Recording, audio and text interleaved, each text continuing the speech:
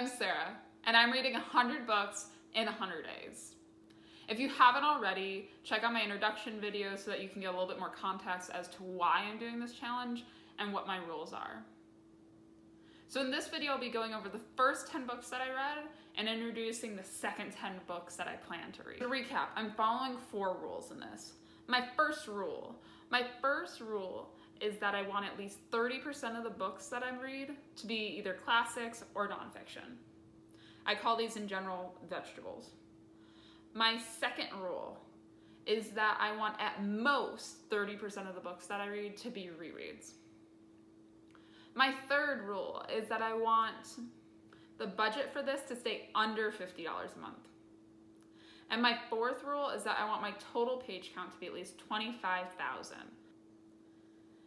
This first group was great. I'm very happy I did this. The reading's been relatively easy, and I actually got it done in about 7 days.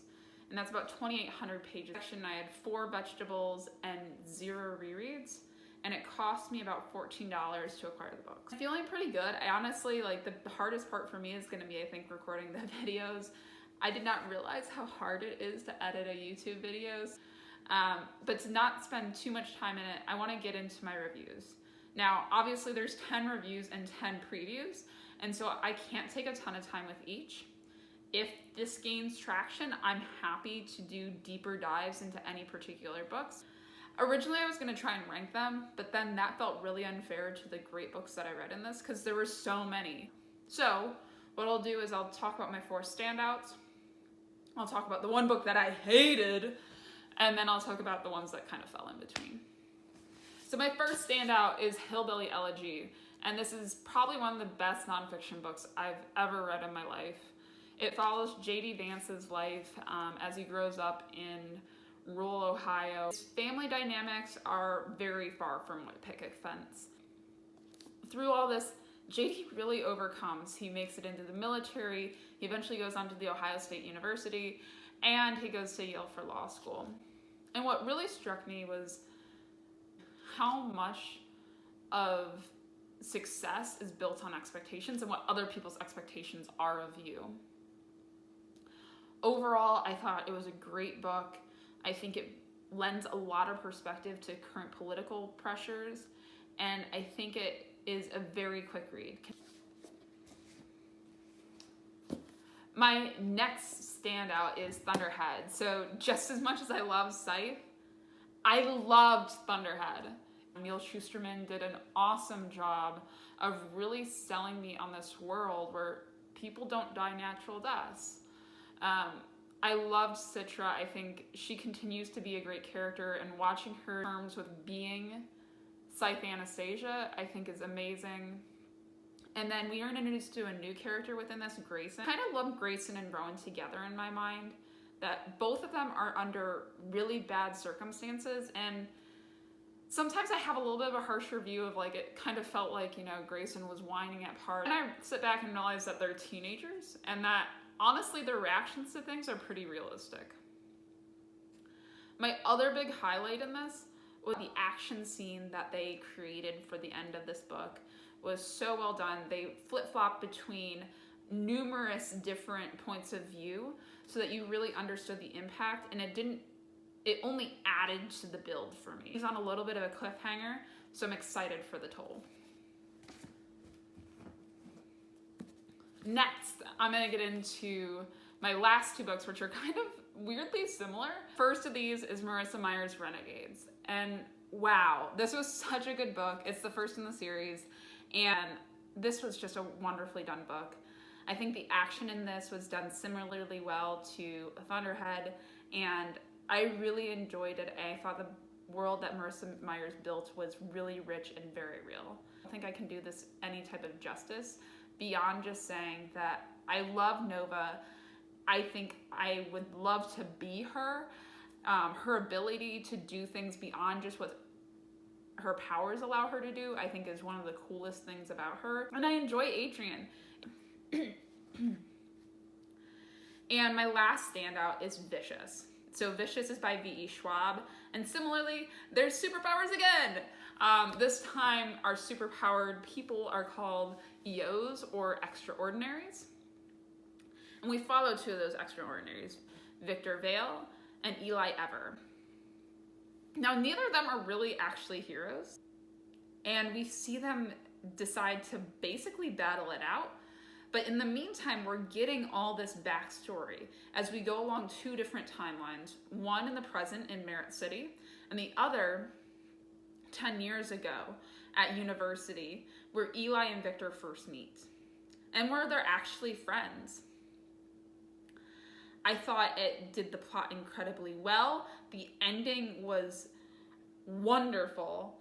And as much as all of the characters are evil in their own right, for the most part, I liked all of them.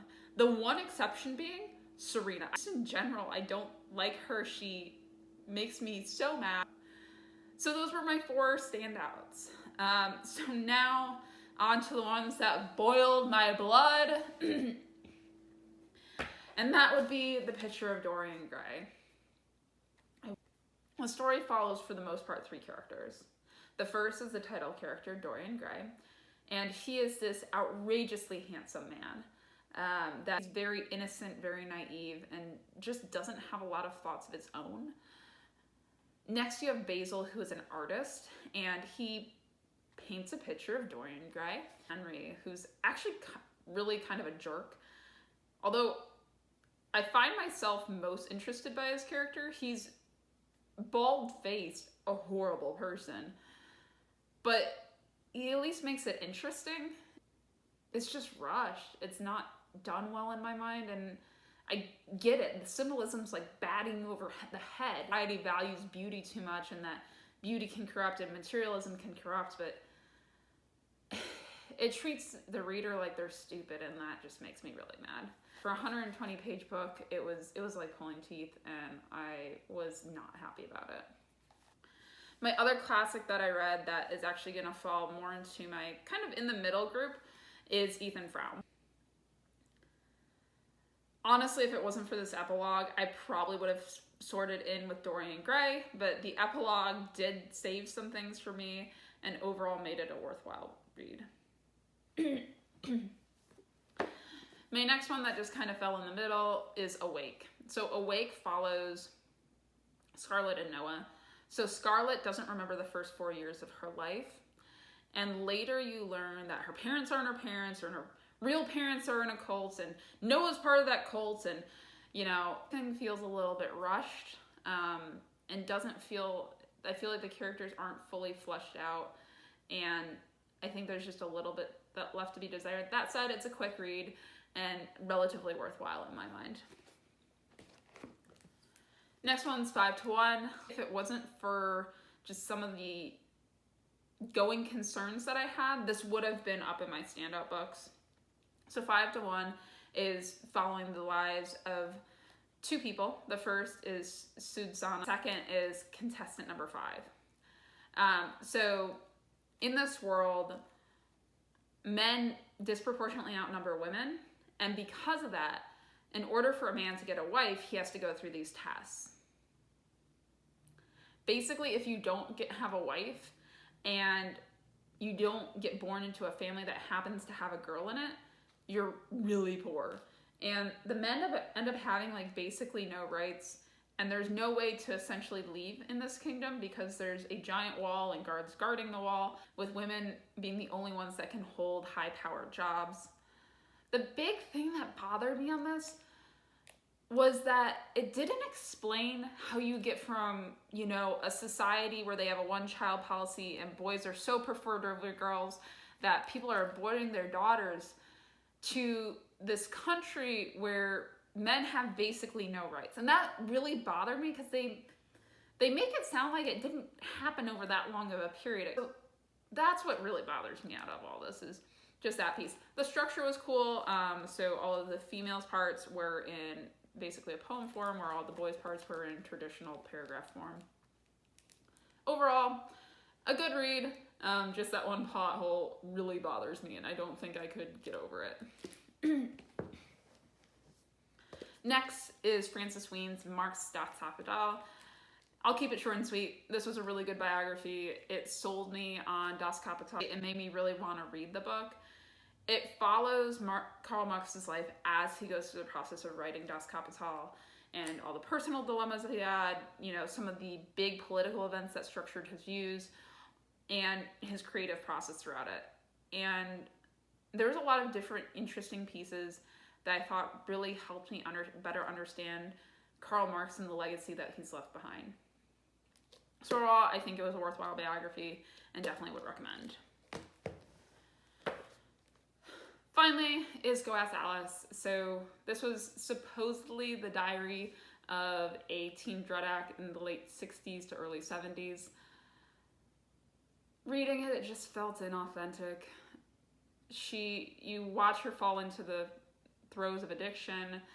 You see her run away not once, but twice. It just felt inauthentic. It mostly felt like a, you know, anti-drug campaign, which is probably what it was.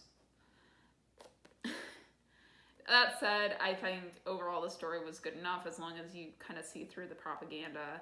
And I think it was kind of a cool setup that it was in a diary form. It didn't, you know, make me that mad, but it just didn't do a ton for me once you kind of feel the inauthenticity of it. Now I want to preview my books for my second section.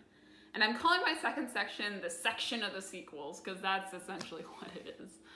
All those wonderful books, all those standout books that I read in my first section, I then of course wanted to read the sequels too. Going along with that, my first book of this section is Arch Enemies, which is the Renegades #2.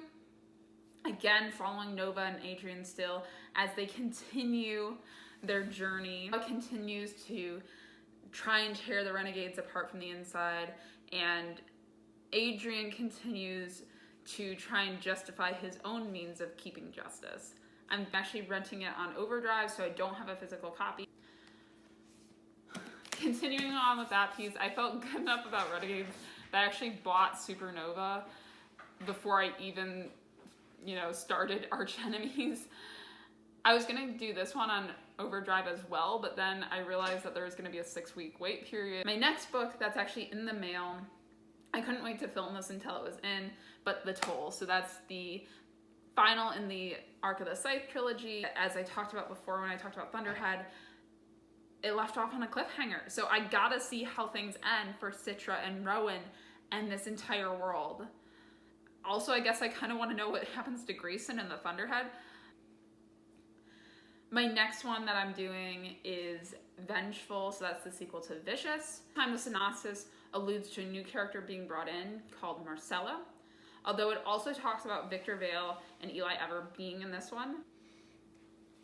My first vegetable of the 10 is going to be Thomas Piketty's Economics of Inequality. So I've actually read a couple different pieces of Thomas Piketty's work before, the biggest being Kapital in the 21st Century.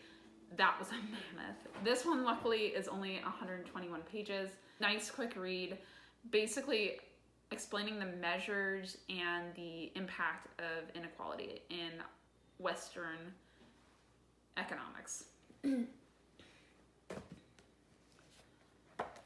My next one is Diary of an Oxygen Thief. Going from the synopsis, it seems like a contemporary kind of surrealist novel following a character that they describe as being Holden Caulfield-like. Relatively short, I think it's only like 140-ish pages, so it should hopefully balance out some of the big guys that I have going on there.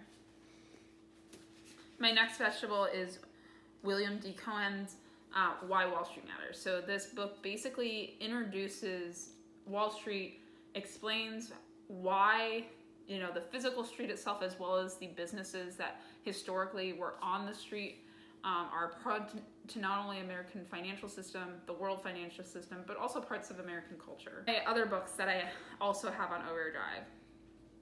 So I have A Curse So Dark and Lonely, and that I believe is a retelling basically of Beauty and the Beast.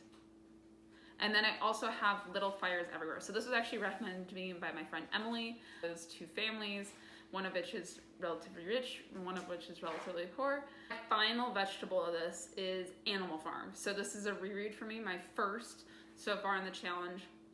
And it's basically a commentary on Soviet Russia and communism in general. I love George Orwell. I actually just earlier in the year finished up 1984. I think that leaves me in a pretty good place. This next section cost me about $25 to get a hold of the books.